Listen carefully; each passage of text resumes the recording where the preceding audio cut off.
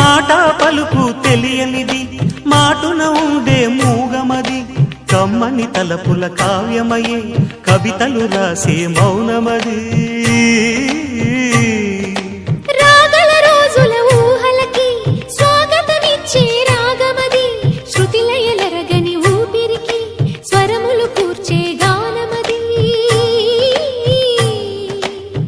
ఋతువుల రంగులు